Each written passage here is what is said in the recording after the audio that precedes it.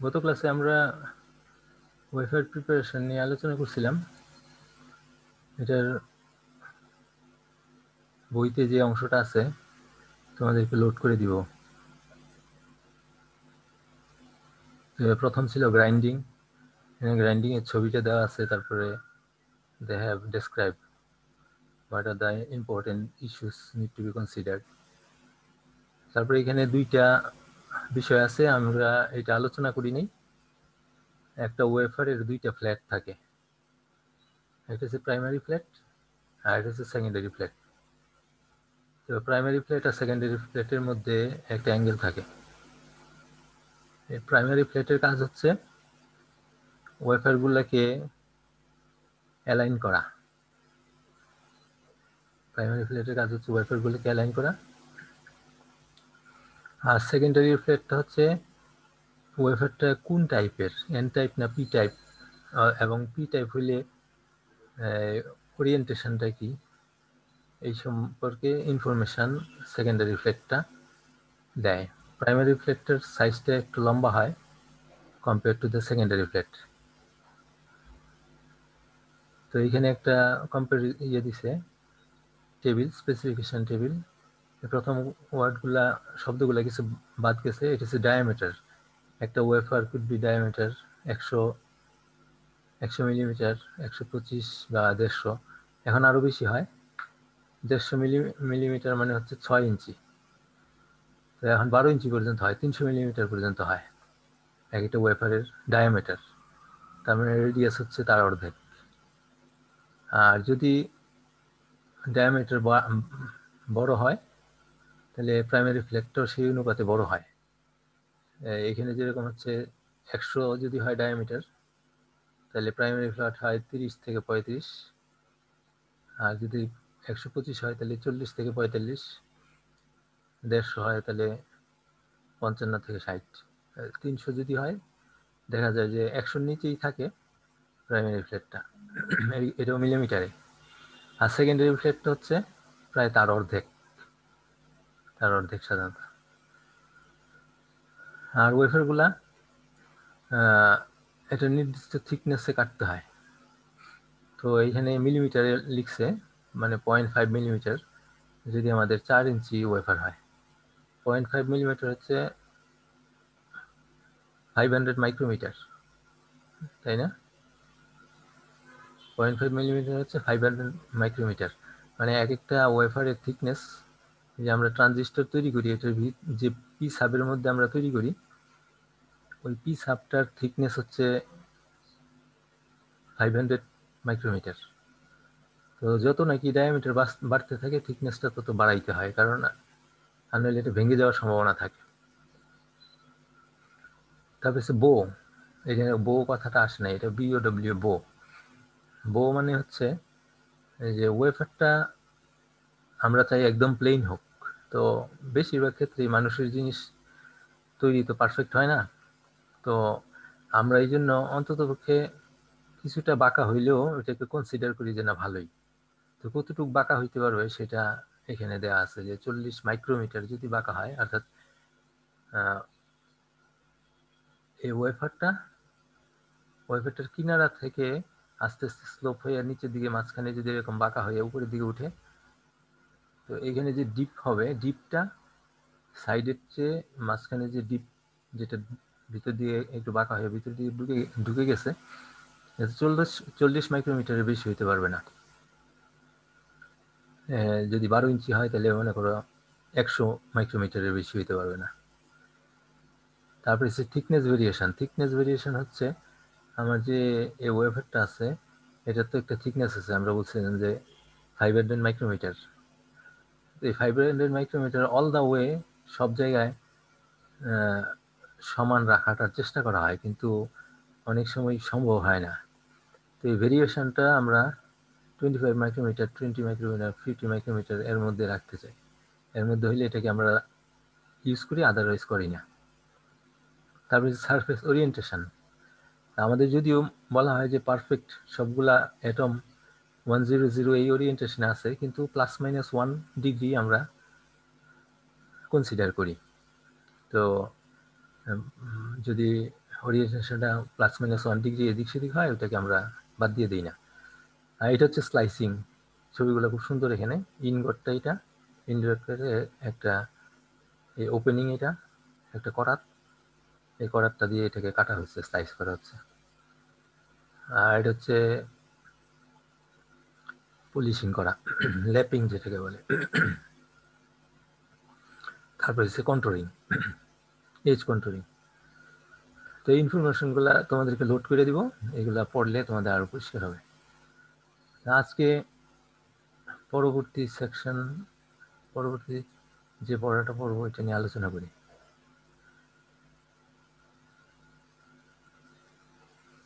আমরা এইগুলো সব পড়ে ফেলছিলাম, এগুলো ম্যাটেরিয়ালসগুলো লোড করে দিব। এটাও পড়া হয়েছে, এটাও লোড করে দিব ইনশাল্লাহ। এখান থেকে এখন পড়া শুরু করি। আমরা যখন নাকি ওয়েফার তৈরি করি, ওয়েফারের মেশিনটার মধ্যে পুলার অ্যাপারেটাসের মধ্যে একটা ক্রুসিবল থাকে। ক্রুসিবলের মধ্যে সিলিকন, লিকুইড সিলিকন থাকে। তারপরে এটার মধ্যে টেম্পারেচারটাকে এমনভাবে কন্ট্রোল করা হয়, এবং এখানে একটা সিড চাকের মধ্যে সিলিকন সিড দেওয়া হয়, মানে সিলিকনের সুই আমরা কাপড় সেলাই করি যে সুইয়ের মতো শলাকা এখানে দিয়ে দেওয়া হয়। ওইটার চারিদিকে আস্তে আস্তে ক্রিস্টালাইজেশন হইতে থাকে। তো ক্রিস্টালাইজেশন হওয়ার ফলে আমরা এই সিট চাককে একটা শেফট বা চেইন দিয়ে উপর দিকে টানতে থাকি। তো ফলে এখানে ক্রিস্টালাইজেশন হয় আর উপর দিকে উঠতে থাকে, আর উপরে অংশটা ঠান্ডা থাকে, যার ফলে এটা সলিডিফাই হয়ে যায়। তো আমরা আজকে যে জিনিসটা পড়তে চাই সেটা হচ্ছে যে সাধারণত এখানে শুধু সিলিকন থাকে না। আমরা যে ওয়েফার তৈরি করি, ওয়েফার হয় পি সাব হয় অথবা এন সাব হয়, বেশিরভাগ ক্ষেত্রে পি সাব হয়। তো পি সাব করতে হয় কি দিয়ে? পি সাবস্ট্রেট করতে হয় বোরন ইম্পিউরিটি এর মধ্যে অ্যাড করা হয়। তো বোরন ইম্পিউরিটি যখন এখানে অ্যাড করা হয়, অ্যাড করে এই লিকুইডের মধ্যে, এই জন্যই পুলার অ্যাপারেটাসটাকে ঘোরানো হয়। এই যে এটাকে ঘোরানো হচ্ছে, ঘুরে ওই যে ইম্পিউরিটিসটা আছে, ইম্পিউরিটিস যে হোমোজিনিয়াসলি সব জায়গায় ছড়ায় পড়ে, এটার চেষ্টা করা হয়। সিলিকনের যে মেল্টেড সিলিকনটা, এটা পানির মতো এত পাতলা না, ভিসকাস, মধুর মতো, মধুর চেয়েও বেশি ঘন। তো যার জন্য এটার মধ্যে, মধুর মধ্যে যদি আমি লবণ মিশাইতে চাই, এটা যেমন সহজে মিশতে চায় না, অনেক নাড়াচাড়া করলে পরে তারপরে মিশবে। অনুরূপভাবে এটার মধ্যে ওই বোরনটাকে মিশাইতে হইলে, হোমোজিনিয়াসলি মিশাইতে হলে এটাকে অনেক জুড়ে এই রোটেট করাইতে হয়। এই রোটেট করানোর মেকানিজমটাকে বলা হয় স্টায়ারিং, মানে এই জন্য কাঠি দিয়ে নাড়া দেওয়া, স্টায়ারিং করা। তো প্রত্যেকটা সলিডের মধ্যে সলিউবল, তো সলিউবল থেকে লিকুইড থেকে যখন সলিডিফাই হয়, তখন এটার যে ইম্পিউরিটি আছে যেই কনসেন্ট্রেশনের, সেই পরিমাণ ইম্পিউরিটি সলিডের মধ্যে যায় না। এখানে যদি 10% থাকে ইম্পিউরিটিস, সলিডের মধ্যে সবসময় 10%-এর কম ইম্পিউরিটিস জমা হবে। এটা প্রত্যেকটা মেটালের একটা ধর্ম। তো এই যে কম সলিডিফিকেশনের, কম জমা হওয়া, এটাকে বলা হয় distribution coefficient or segregation coefficient বলা হয়। এটাকে কে দ্বারা ডিনোট করা হয়, আর কে লেস দেন ইউনিটি। আর কে হচ্ছে কি concentration of impurity in the solid, S mean solid, আর concentration of impurity in the liquid. তো এখানে যদি আমরা ধরি যে বোরন আছে সিলিকনের মধ্যে, তার মানে concentration of boron in solid silicon, concentration of boron in liquid silicon, এই রেশিওটা অলওয়েজ লেস দেন 1। তার মানে যতটা অ্যাটম পার সেন্টিমিটার কিউবের মধ্যে লিকুইডের মধ্যে আছে, পার সেন্টিমিটার কিউব সলিডের মধ্যে ততগুলা বোরনের অ্যাটম নাই। এটা এটা এটা ইয়ার একটা ধর্ম। তো এখানে সিএস আছে concentration of impurities in the solid, আর সিএল আছে concentration of impurities in the liquid. বোরনের ক্ষেত্রে কি হয় 0.8, 0.8 বা 0.76 এই ধরনের হয়।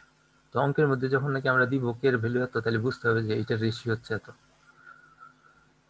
তো ফলে কি হচ্ছে, যখন নাকি আমার সলিডিফিকেশন হয়ে যাচ্ছে, সলিডিফিকেশন হয়ে যাওয়ার পরে আমার এখানে যতটা বোরন আছে সব জায়গায়, তার চেয়ে বেশি বোরন এই জায়গাটাতে থাকবে। কারণ কি, যতগুলো বোরন এখানে আছে নিচে সমস্ত জায়গায়, ওই কনসেন্ট্রেশনের বোরন যদি এখানে চলে যেত, তাহলে এইখানেও ঠিক সেই পরিমাণই থাকতো। কিন্তু আমার এখানে কি হচ্ছে, সলিডিফাই হওয়ার সময় কম বোরন বা ইম্পিউরিটিস সলিডে যাচ্ছে, তাহলে বাকিগুলো কোথায় যাচ্ছে, ওগুলো হচ্ছে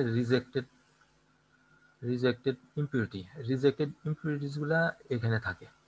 তো এটা যাতে সব জায়গায় ছড়ায় যায়, এই জন্যই আমাকে কন্টিনিউয়াস স্টায়ারিং করতে হয় বা রোটেট করতে হয়। তো আমরা যদি এমন একটা স্পিডে রোটেট করাইতে পারি যে এখান থেকে রিজেক্টেড ইম্পিউরিটিসগুলা এখানে আসার সাথে সাথেই আবার সবটার মধ্যেই হোমোজিনিয়াসলি ডিস্ট্রিবিউটেড হয়ে যায়, ওই ওই ধরনের স্পিডটাকে, ওই ধরনের ঘূর্ণনটাকে বা রোটেশনটাকে বলা হয় র্যাপিড স্টায়ারিং কন্ডিশন। র্যাপিড স্টায়ারিং কন্ডিশনসে আমি ফুললি এই লিকুইডের কনসেন্ট্রেশনটা সবসময় হোমোজিনিয়াস রাখতেছি। কিন্তু কি হচ্ছে, এখানে যেহেতু ইম্পিউরিটিস রিজেক্ট হচ্ছে, গ্রাজুয়ালি এখানে কনসেন্ট্রেশন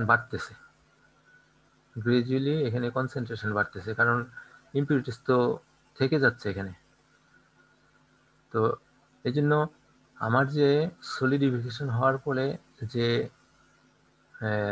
রড বা যে ব্যারেলটা তৈরি হবে, ওইটা টপের যে কনসেন্ট্রেশন, টপে যেই কনসেন্ট্রেশন থাকবে, বটমে তার কনসেন্ট্রেশন ভিন্ন হবে। কারণ কেটা হচ্ছে কনস্ট্যান্ট। তো যেহেতু CL concentration of the liquid বাড়তেছে গ্রাজুয়ালি, তাইলে পরবর্তী সলিডিফিকেশনের কনসেন্ট্রেশনও বাড়তে থাকবে। এই জন্য যখন নাকি ইনগটটা তৈরি করা হয়, ইনগটের টপ পার্টের কনসেন্ট্রেশন আর বটম পার্টের কনসেন্ট্রেশন একরকম না। যদিও আমরা র্যাপিড স্টায়ারিং করতেছি, যদিও আমরা এটাকে সমভাবে ছড়াই দিচ্ছি, কিন্তু একরকম না। তো এই জন্য একরকম রাখার জন্য কি করা হয়, একরকম রাখার জন্য আমাকে এখানকার সিএল এর কনসেন্ট্রেশনটা সমান রাখতে হবে। সিএল এর কনসেন্ট্রেশন সমান রাখতে হলে কি করতে হবে, এখানে যেহেতু বোরন রিজেক্ট হচ্ছে, এই জন্য আমাকে এডিশনাল সিলিকন অ্যাড করতে হবে, অনলি সিলিকন, নট বোরন। তো এই জন্য ইনিশিয়ালি বোরন অ্যাড করা হয়, তারপরে আর বোরন অ্যাড করা হয় না, তারপরে এডিশনাল সিলিকন অ্যাড করে পুরা ইনগটটাকে কনসেন্ট্রেশন সমান রাখা হয়। তো এইটা একটু কঠিন কাজ।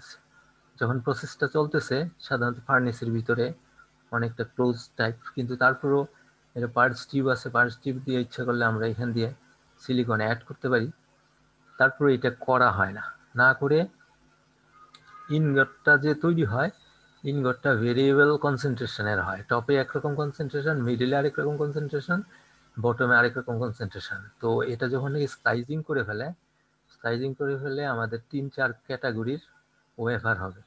আর এই 3-4 ক্যাটাগরির ওয়েফার আমরা 3-4 কাস্টমারকে দিব, যার যে কনসেন্ট্রেশন হইলে স্যাটিসফাইড তাকে ওই রকম দেব। তো এখন আমরা এই জিনিসটাই অ্যানালাইসিস করব যে সলিডের কনসেন্ট্রেশনটা কোথায় কত হবে। সলিডে এক এক জায়গায় এক এক রকম কনসেন্ট্রেশন, তো সলিডের কনসেন্ট্রেশনটা নির্ভর করবে এখানে কতটুকু লিকুইড বাকি আছে এটার উপরে। তো এই জন্য আমরা এখানে এই অ্যানালাইসিসটা করতেছি যে মনে করি VM, initial volume of the melt, মনে করি এখানে টোটাল সিলিকন এখানে আছে ভিএম পরিমাণ, আর তখন এখানকার কনসেন্ট্রেশন আছে সিএম। আর মনে করি যে ভি ভলিউম সলিডিফিকেশনের পর, মানে এই সামান্য একটু ভলিউম সলিডিফিকেশনের পর, তারপরে আমরা এখন একটুখানি ডেল্টা ভি পরিমাণ সলিডিফাই করব, যে ওইটার ক্যালকুলেশন করব। তো ভি পরিমাণ যখন একটু কনসেন্ট্রেশন হয়ে যাবে, তখন মনে করলাম যে সিএলটা হচ্ছে লিকুইডের কনসেন্ট্রেশন আর সিএসটা হচ্ছে ক্রিস্টালের কনসেন্ট্রেশন, ভিএম ভলিউম সলিডিফাই হওয়ার পর। আর এস হচ্ছে amount of solute in the melt, মানে total number of atom, boron atom in the melt. তাহলে সিএল সমান কি হবে? সিএল হবে S divide by initial volume ছিল ভিএম, আর এতটুকু ভলিউম আমার সলিডিফাই হয়ে গেছে। তাহলে এখন বাকি আছে কোনটা? VM minus V. তো এখন total SK VM minus V দিয়ে ভাগ করলে এটা হচ্ছে আমার কনসেন্ট্রেশন ইন দ্য লিকুইড। তো গ্রাফিক্যালি যদি আমরা দেখি, হ্যাঁ, লিকুইডের কনসেন্ট্রেশন হচ্ছে সিএল, এখানে এলটা আসে নাই ডান পাশে, এখানে সিএল, আর তার থেকে কম হচ্ছে সিএসটা। আমরা এখানে সিএসটা কনস্ট্যান্ট দেখাইছি, যে আমরা চেষ্টা করি যে সিএসটা কনস্ট্যান্ট রাখার জন্য, কিন্তু আমরা আসলে রাখতে পারি না। তো এদিকে হচ্ছে ডিস্টেন্স, মানে এটা হচ্ছে ইন্টারফেস, লিকুইড আর সলিডের ইন্টারফেস। এই পাশটা হচ্ছে সলিড আর এই পাশটা হচ্ছে লিকুইড। তো সলিড থেকে সারফেস থেকে যত নাকি সলিডটা দূরের দিকে যাচ্ছে, যদিও আমরা এখানে দেখেছি আসলে কনসেন্ট্রেশন সমান, আসলে কনসেন্ট্রেশন আসছে ডিক্লাইন করবে। তো মোট কথা এখানে ইন্টারফেসে দুইটা কনসেন্ট্রেশন সমান না। তো এবার মনে করি যে DS solidification, tiny amount of DS solidify, DS তো না, টাইনি অ্যামাউন্ট অফ সলিউট আর ইম্পিউরিটি, সলিউট আর ইম্পিউরিটি। সলিউট মানে হচ্ছে ইম্পিউরিটি, বোরন যেটা। তো টাইনি বোরন মনে করি যে লিকুইড থেকে সলিড হইল, তো এটা কি হবে? সিএস এর সলিডের যে কনসেন্ট্রেশন, এটাকে ভিডি ডিভি, যতটুকু ভলিউম নাকি তৈরি হয়েছে এটা দিয়ে গুণ করলে আমরা পাবো এতটুকু সলিউট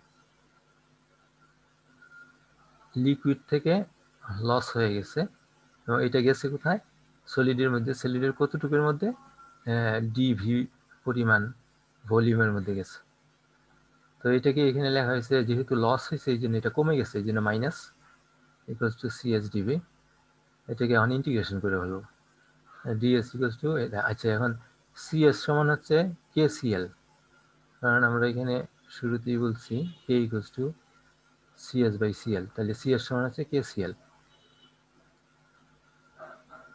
তো এখানে কে সিএল বসাই দিলাম, আর সিএল সমান এখানে দেখাইছি সিএল সমান S divided VM by V, এই সিএল সমান এটা বসাই দিচ্ছি। এখন এটাকে এসটাকে এদিকে নিয়ে আসলাম, আর ভি গুলাকে এদিকে রাখলাম, দুই সাইড ইন্টিগ্রেট করলাম, কারণ ইনিশিয়ালি সলিড ছিল সিএম ভিএম, আর এখন ডিভি পরিমাণ আর ভি পরিমাণ সলিড হওয়ার পর তখন হচ্ছে এস, যেখানে বলছি এই যে ভি পরিমাণ সলিড হওয়ার পর অ্যামাউন্ট আছে এস। সেই জন্য আমরা এদিকে করলাম কি, ইনিশিয়ালি আছে সিএম ভিএম থেকে এস পর্যন্ত, আর ইনিশিয়ালি কোনো সলিডিফাই হয় নাই, সলিডিফাই হওয়ার থেকে ভি পর্যন্ত, এই দুইটা। এখন এটাকে ইন্টিগ্রেট করতে হবে, ইন্টিগ্রেট করলে দেখা যাবে যে এটা বেরিয়ে আসছে। এইখানে এক্সটা হচ্ছে V divide by VM. V হচ্ছে আমার কতটুকু সলিডিফাই হইল, আর ভিএম হচ্ছে টোটাল ভলিউম। তো এটাকে বলা হয় fraction of melt that is solidified. V by VM হচ্ছে ফ্র্যাকশন। তাহলে এই fraction of melt that is solidified, এটার উপরেই নির্ভর করতেছে সিএসটা। সিএসটা ক্রমান্বয়ে চেঞ্জ হবে, এটা চেঞ্জ হওয়ার সাথে সাথে, কারণ এই ভি এর পরিমাণটা গ্রাজুয়ালি বাড়তে থাকবে। আর কে মাইনাস ওয়ান, এটা এটা আসছে কিভাবে? এখান থেকে এটা কিভাবে আসছে? এখান থেকে এটা আসছে কিভাবে? এই যে এখানে আমরা এটা করছি, এখানে করছি এবার ইন্টিগ্রেশন। তোমরা এইগুলো ইন্টিগ্রেশন ডিফারেন্সিয়াল ইন্টিগ্রেশনে করছো, এটা লগ হবে, এটা মাইনাস লগ হবে ভিএম মাইনাস ভি দিয়ে 0 টু ভি। এটা এই সাধারণ ইন্টিগ্রেশনটা এইভাবে করে আসলে পরে দেখা যায় যেটা বেরিয়ে আসছে।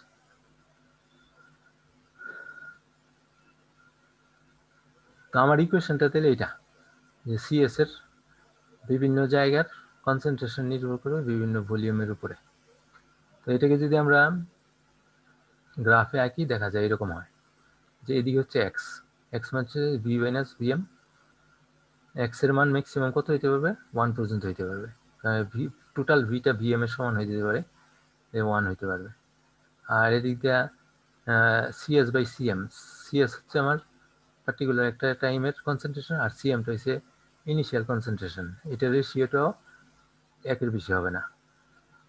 তো এখানে কে এর মানের উপর নির্ভর করতেছে, কে এর মানের উপর নির্ভর করবে সিএসটা। বিভিন্ন মেটেরিয়ালসের কে বিভিন্ন রকম। তো যদি কে যদি বেশি হয় তাহলে লাইনটা অলমোস্ট স্ট্রেইট থাকে, আর কে যত কম হয় তখন লাইনটা এরকম হয়, কিন্তু এটা ওয়ানের বাইরে যায় না, ওয়ানের বাইরে যায় না। তো আমাদেরকে ওই কেটা বলে দেওয়া থাকবে, আর কেটা বলে থাকলে যে সিএসটা গ্রাজুয়ালি বাড়তেছে, ভিএমটা এক্সটা বাড়ার সাথে সাথে এক্স বাড়বে, কি ভি বাড়ার সাথে সাথে এক্স বাড়বে, মানে সলিডিফিকেশন বাড়ার সাথে সাথে এক্স বাড়বে। তো এই জন্য টপে সিএসটা কম, বটমে সিএসটা বেশি। এই যে সিএসটা টপে কম, আস্তে আস্তে সিএসটা বটমে বেশি। তো এটা হচ্ছে আমাদের র্যাপিড স্টায়ারিং হলে। যদি ইউনিফর্মলি আমরা সবটাতে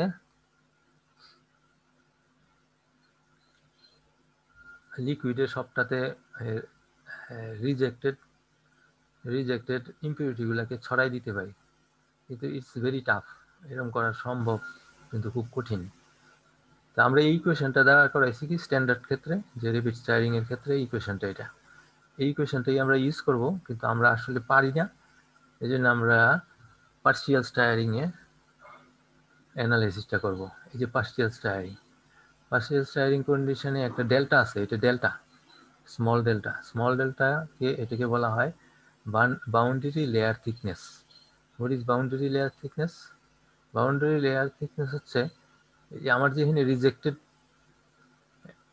ইম্পিউরিটিগুলা বা সলিউটগুলো আছে, তো এখানে যে একটু ওয়েবি করে দেখাইছি, এটা জাস্ট বোঝার জন্য, আসলে তো এরকম ওয়েবি না, বুঝাইতেছি যে এখানকার লিকুইডের কনসেন্ট্রেশনটা আসলে এখানের চেয়ে বেশি, যেহেতু রিজেক্টেড সলিউটগুলো এখানে বেশি জমা হচ্ছে। আর আমি এটাকে ফুললি রিপিট স্টায়ারিং করতে পারতেছি না, পার্শিয়াল স্টায়ারিং করতেছি, মানে পুরাপুরি ঘুরাইতে পারতেছি না। যতটুকু ঘুরাইলে এটা পুরাটা কনসেন্ট্রেশন সমান হয়ে যেত, অতটুকু পারতেছি না। তো এই জন্য পার্শিয়াল স্টায়ারিং করতেছি। পার্শিয়াল স্টায়ারিং করলে এখানে কনসেন্ট্রেশন বেশি থাকবে কম্পেয়ার টু অন্য জায়গায়। এই জন্য এটা হচ্ছে আমার লিকুইড আর সলিডের মধ্যে সারফেসটা, ইন্টারফেস।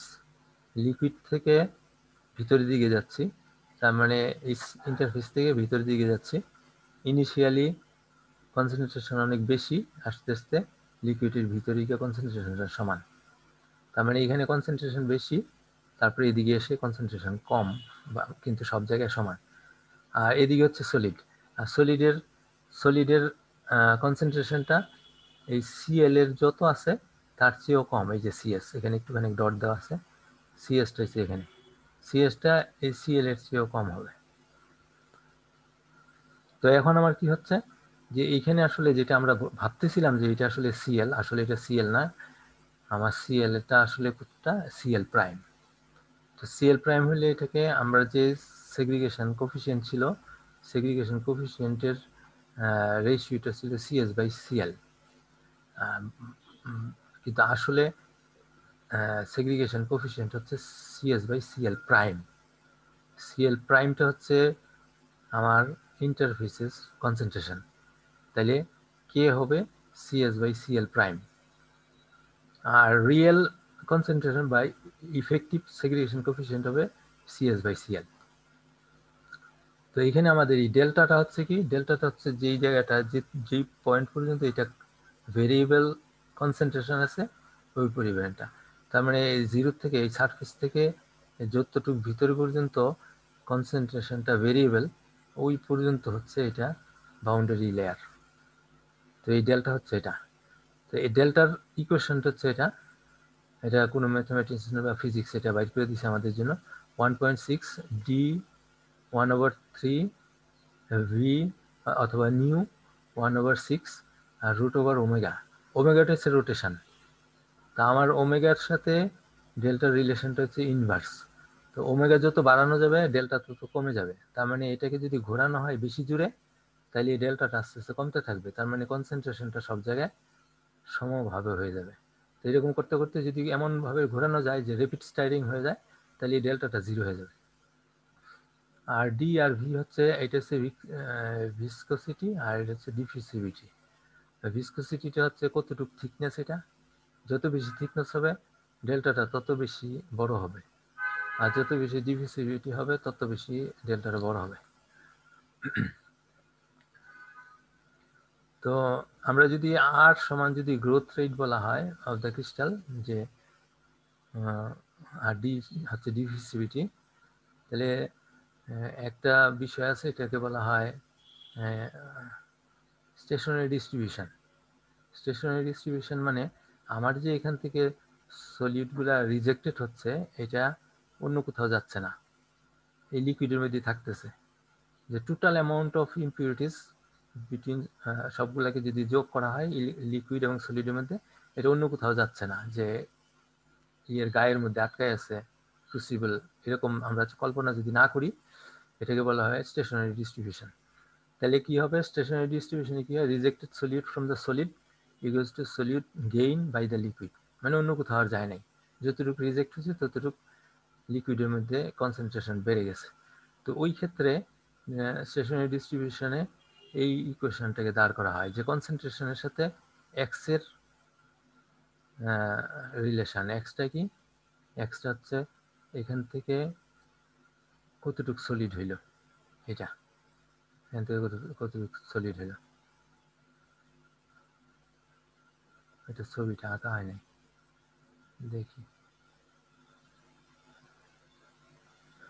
আচ্ছা, তো এখন এটাকে সলভ করলেই আমরা কনসেন্ট্রেশনের রিলেশনটা পাবো। ওখানে যেরকম কনসেন্ট্রেশনের রিলেশনটা পাইছিলাম, এই যে এখানে সিএস সমান এটা, এরকম একটা রিলেশন পার্শিয়ালের বেলায় বের করব এখান থেকে।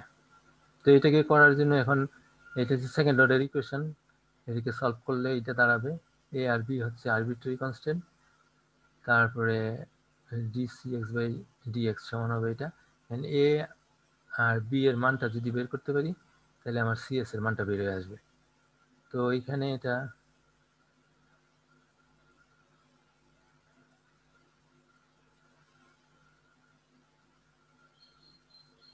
যে এখানে এটা করা হয়েছে পরের পৃষ্ঠা, হ্যাঁ লেখাটা পরিষ্কার আসে নাই।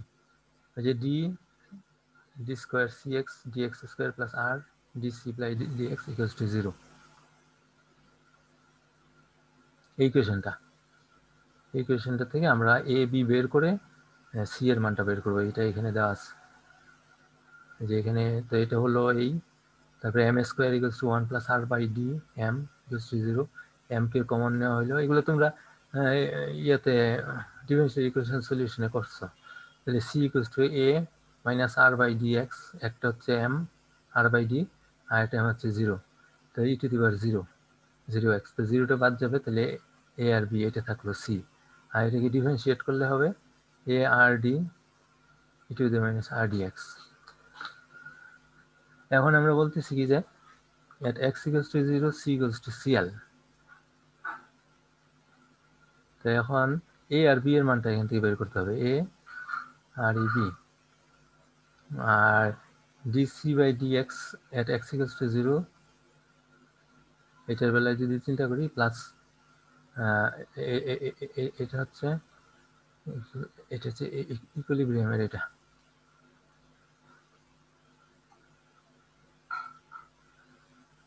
ডিসি এক্স মানে কি, ডিসি এক্স মানে হচ্ছে যে এক্স ইকুয়ালস টু 0-তে সি এবং সিএল এর ভ্যালুর ডিফারেন্সটা। তো এক্স ইকুয়ালস টু 0-তে তো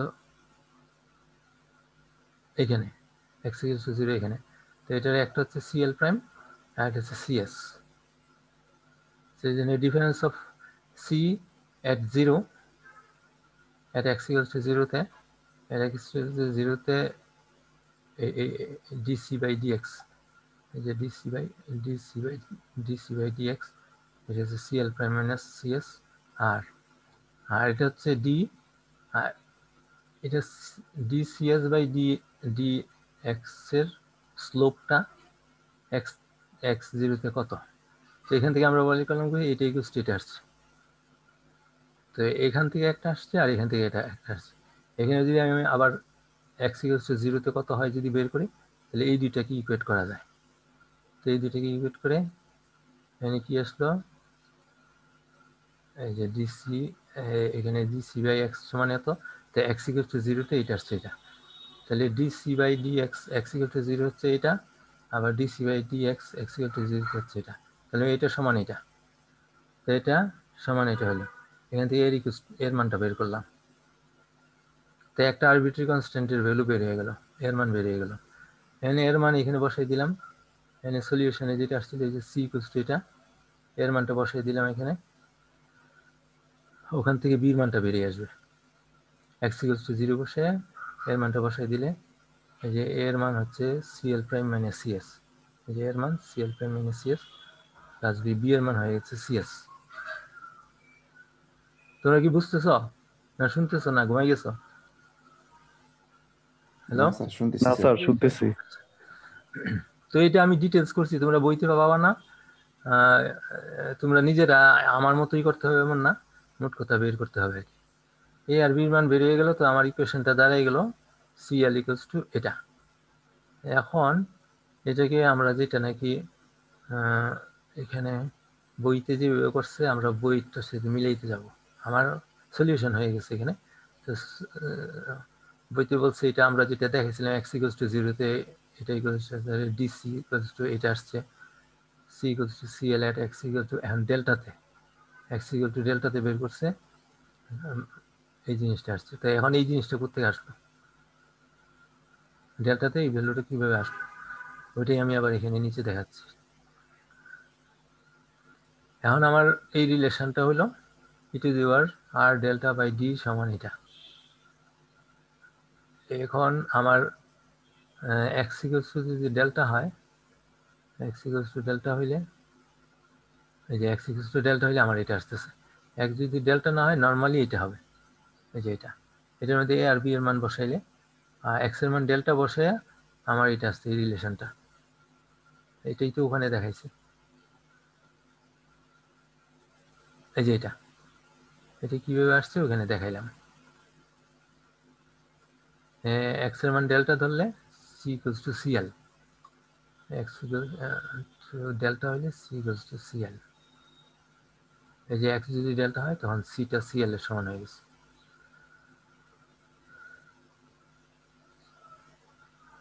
তো এই ধরে আমার এই রিলেশনটা আসছে। এখন এই রিলেশনটার পরে আর কি বলছে বইতে, এই রিলেশনসে তারপরে বলছে substitution K and K E rearranging, আমরা এই জিনিসটা বের করছি। তো এটা কিভাবে বের হইলো এখানে এখান থেকে পরিষ্কার আসে নাই, তোমরা বুঝতে পারবা তো না?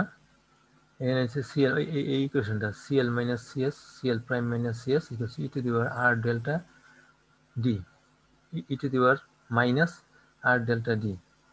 তো এটাকে পরে সিএল কমন নিচ্ছি, এখানে সিএল প্রাইম কমন নিচ্ছি, তবে সিএস বাই সিএল হচ্ছে কে, আর সিএস বাই সিএল প্রাইম হচ্ছে কে ই, এইভাবে করে করে যে লেখা আছে সিএস বাই সিএল হচ্ছে কে ই, সিএস বাই সিএল প্রাইম হচ্ছে কে, এগুলো মানগুলো বসাইয়া ইকুয়েশন করে এটা বের হয়ে আসছে।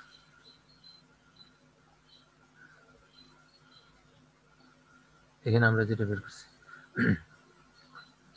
তো আমাদের ফাইনাল ইকুয়েশনটা কি হবে, ফাইনাল ইকুয়েশনটা সিএস কে ই সিএম ওয়ান মাইনাস এক্স কে ই মাইনাস ওয়ান, আর কে এর ভ্যালুটা হচ্ছে কে এর সাথে এটা, কে এর ভ্যালুটা বইতে দেওয়া থাকে, আর কে এর ভ্যালুটা ডিপেন্ড করে আমার রোটেশন এবং গ্রোথ রেটের উপরে, ডিফিউজিভিটি রোটেশন গ্রেড রোটের উপরে।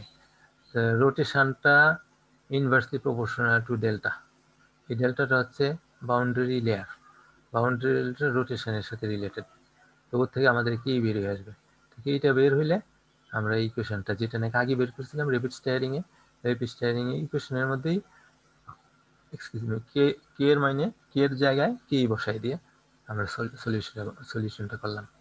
তো একটা হচ্ছে র্যাপিড স্টায়ারিং এর, আর এটা হচ্ছে পার্শিয়াল স্টায়ারিং এর।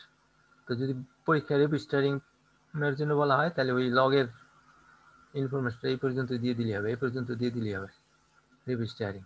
আর পার্শিয়াল স্টায়ারিং হলে আমরা এই ইকুয়েশনটা আমরা জানি, ধরে নেব, এটা দেখাইতে হবে না, এই ইকুয়েশনটা আমরা জানি, তা আমরা পার্শিয়াল স্টায়ারিং এই জিনিসগুলো করে সলিউশন করে শেষ পর্যন্ত এখানে এসে কে এর জায়গায় কি দিয়ে ওই রেপিডস্টাইন ইকুয়েশনের মধ্যে কে এর জায়গায় কি বসাই দিব।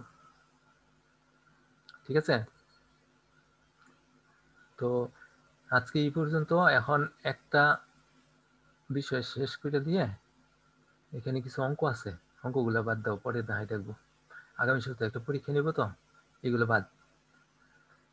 তো এখন আরেকটা জিনিস দেখাই দিই যেটা পরীক্ষা থাকতে পারে, সেটা হচ্ছে ডিফেক্টস। আমরা তো ক্রিস্টালাইজেশন করলাম, করে স্লাইজিং করলাম, করে ওয়েফার তৈরি করলাম। এই ওয়েফার কি কি ধরনের ডিফরমেশন থাকতে পারে। আমরা তো চাই যে অ্যাটমগুলো একেবারে ম্যাথামেটিক্যাল মডেল যেরকম হয়, যে একদম কোনো ইম্পিউরিটি নাই, এরকমভাবে ক্রিস্টালটা তৈরি হোক এবং ওয়েফারগুলো এরকম থাক। তাহলে আমাদের যদি ডিফেক্টস ফ্রি ওয়েফার হইতো, তাইলে আমাদের এই ট্রানজিস্টরগুলা বা যে ডিভাইসগুলো আমরা তৈরি করব, ওই ডিভাইসগুলোর ক্যারেক্টারিস্টিক্সও আমাদের একদম পারফেক্ট হইতো। কিন্তু বাস্তবে এতটুকু সম্ভব না। তো কি কি ধরনের ডিফেক্টস এর মধ্যে আসতে পারে সেটা নিয়ে এখানে আলোচনা। তো এখানে মেইনলি 4টা ডিফেক্টস, সেটা হচ্ছে পয়েন্ট ডিফেক্টস, লাইন ডিফেক্টস বা ডিসলোকেশন বলা হয়, এরিয়া অর প্ল্যানার ডিফেক্টস, আর একটা ভলিউম ডিফেক্ট। এই কতগুলো ডিফেক্টস হয়।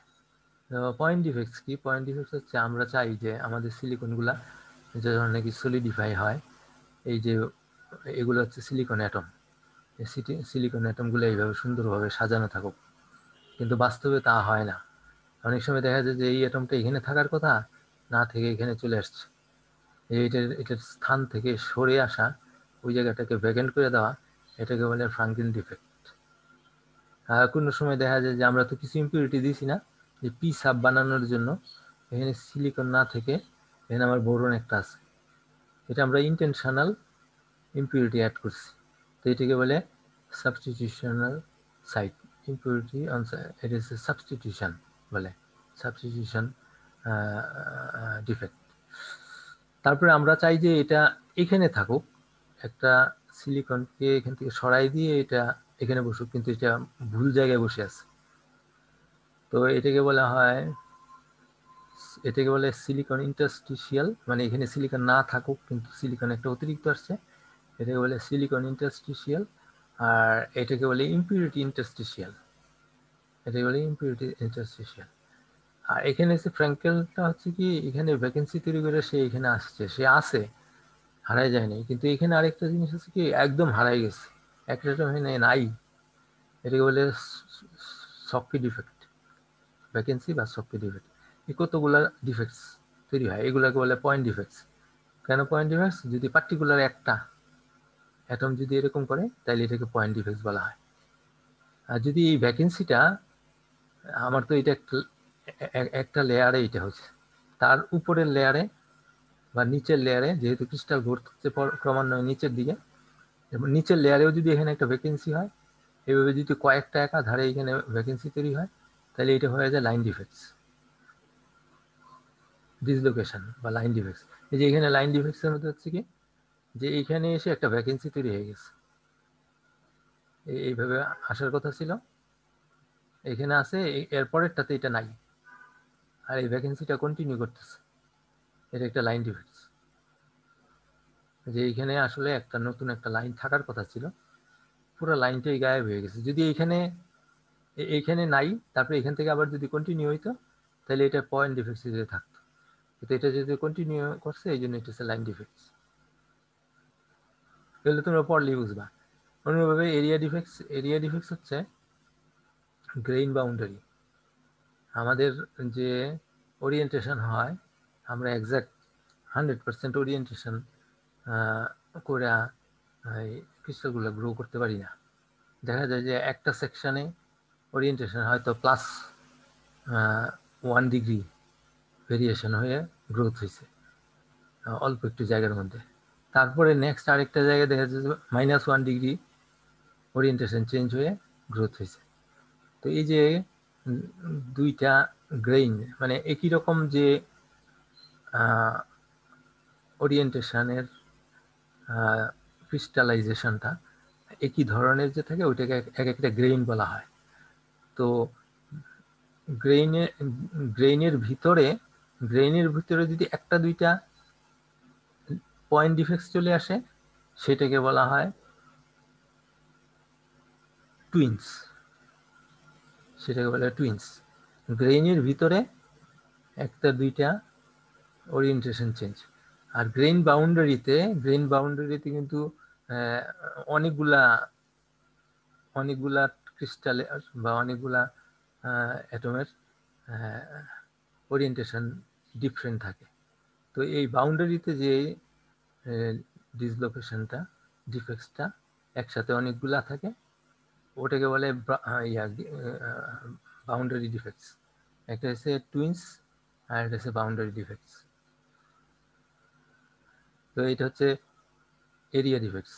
এটা শুধুমাত্র পার্টিকুলার একটা লাইনে হয় না, হয়তো কয়েকটা অ্যাটমের মধ্যে হয়ে বন্ধ হয়ে যায়, তখন এটা হচ্ছে টুইন্স। আর গ্রেইন বাউন্ডারিতে যেহেতু সেট অফ ক্রিস্টাল একরকম ওরিয়েন্টেশন আর একটা সেট অফ ক্রিস্টাল অন্যরকম ওরিয়েন্টেশন, তো এই দুইটার যে এজটা বা বাউন্ডারিটা ওখানকার ক্রিস্টালগুলোর সবগুলারই ভিন্ন ওরিয়েন্টেশন, যার জন্য এটাকে বাউন্ডারি ওরিয়েন্টেশন বলে। একটা হচ্ছে টুইন্স আর একটা হচ্ছে বাউন্ডারি। এই দুই রকম এরিয়া ডিফেক্টস।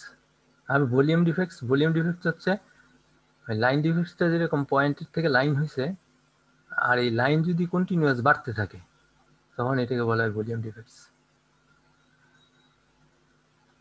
কিরকম কন্টিনিউয়াস বাড়তে থাকে, এই যে এখানে যেরকম ভ্যাকেন্সি হয়েছে এরপরেও যদি আরো ভ্যাকেন্সি হতে থাকে তাহলে এই লাইনটাও বন্ধ হয়ে গেল, এইভাবে আস্তে আস্তে এইদিকে শ্রিঙ্ক হয়ে গেল বা ফাঁকা হয়ে গেল, কিন্তু এটার সাথে অ্যালাইন নাই। তখন মনে হয় যে অনেকগুলা লাইন এসে এখানে এসে শেষ হয়ে এখানে একটা ফাঁকা কয়েকটা অ্যাটম দিয়ে এদিকে নিজের দিকে আরেকটা স্ট্রাকচার তৈরি হয়ে গেল। এটাকে বলে ভলিউম। শুধুমাত্র এরকম প্লেনার না, এটা সার্কুলার হবে। কোন আইসক্রিম আছে না, কোন আইসক্রিমের মতো এরকম উপরে এসে মোটা থাকবে, আস্তে আস্তে কমতে নিচে কোনের মতো হয়ে যাবে।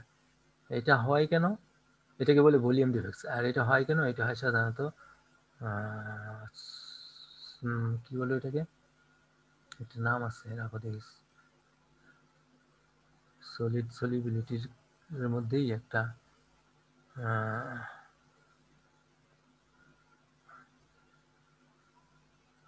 এখানে লেখা আছে, কোথায় যেন নামটা আমার মনে আসতেছে না।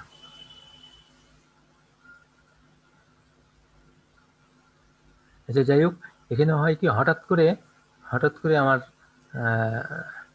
বিহেভিয়ার চেঞ্জ হয়ে যায়। বিহেভিয়ার চেঞ্জ হওয়ার কারণে এই জিনিসটা হয়। অনেকগুলা ইম্পিউরিটিস এক জায়গায় টেম্পারেচারের ভেরিয়েশনের কারণে এক জায়গায় অনেকগুলা সলিডিফাই হয়ে গেছে, আর অন্য জায়গায় টেম্পারেচারটা নর্মাল আসার কারণে তখন নর্মাল অবস্থা হয়ে গেছে। তো এই মাঝখানে হঠাৎ করে টেম্পারেচারটা ফ্লাকচুয়েশনের কারণে এই ইয়েটা হয়। এটাকে কি যে বলে এখানে মনে করতে পারতেছি না। যাই হোক, এটা তুমি পড়লেই বুঝবা। মোট কথা এইখানে যে একটু দেখাইলো যে টেম্পারেচারটা এই দুই জায়গায়, এই লোয়ার টেম্পারেচার এবং হায়ার টেম্পারেচারে কনসেন্ট্রেশনটা সেম। আমার যদি টেম্পারেচারটা আমি যদি মনে করি যে কনসেন্ট্রেশনটা এইখানে চাই, কিন্তু আসলে টেম্পারেচার এইখানে হওয়ার কারণে কনসেন্ট্রেশন হয়েছে, তো তখন আমি করবো কি টেম্পারেচারটাকে নামাই এই জায়গায় আনতে চাচ্ছি, তো ফলে হয়েছে যে মাঝখানে কনসেন্ট্রেশনটা বেড়ে যাচ্ছে। কনসেন্ট্রেশনটা বেড়ে যাওয়াটাকেই এটার কারণেই ভলিউম ডিফেক্টসগুলো হয়। এটাকে এটার নাম আছে,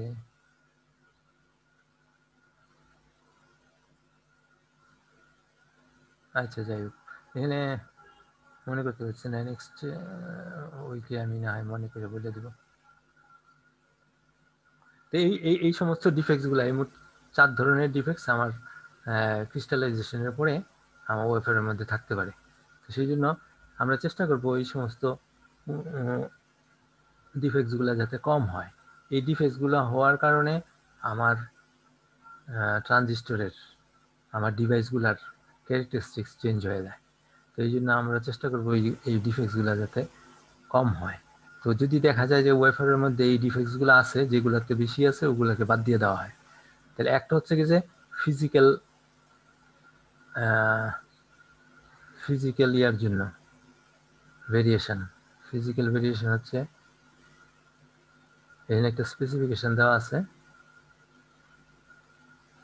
এই যে এক একটা ওয়েফারের কতগুলো স্পেসিফিকেশন থাকে, এটা হচ্ছে ফিজিক্যাল স্পেসিফিকেশন। ফিজিক্যাল স্পেসিফিকেশনের মধ্যে যদি না পড়ে তাহলে ওয়েফার বাদ পড়ে যায়, অথবা আমাদের যদি কিছু স্যাম্পল ওয়েফারে দেখা গেল যে অ্যাটমিক স্ট্রাকচারের মধ্যে অনেক বেশি ডিফেক্টস হয়ে যাচ্ছে, তখনও আমরা ওয়েফারগুলোকে বাদ দিয়ে দিই।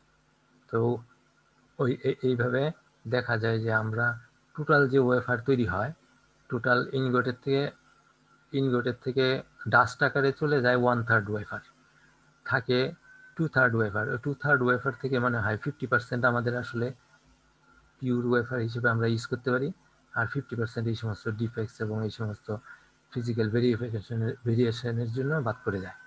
তো তার মানে হাফ যা ওয়েফার তৈরি করা হয় একটা ইনগট থেকে, যতগুলো ওয়েফার তৈরি করা সম্ভব ছিল তার অর্ধেকটাও ইনগট আসলে ওয়েফার হিসেবে পাওয়া যায় শেষ পর্যন্ত। তো তোমাদের কারো কোনো কোশ্চেন আছে? স্যার কুইজে কেমন কোশ্চেন করবেন? কুইজে ব্রড টাইপ কোশ্চেনই করবো, এগুলো তো শর্ট টাইপ কোশ্চেন করা খুব কঠিন।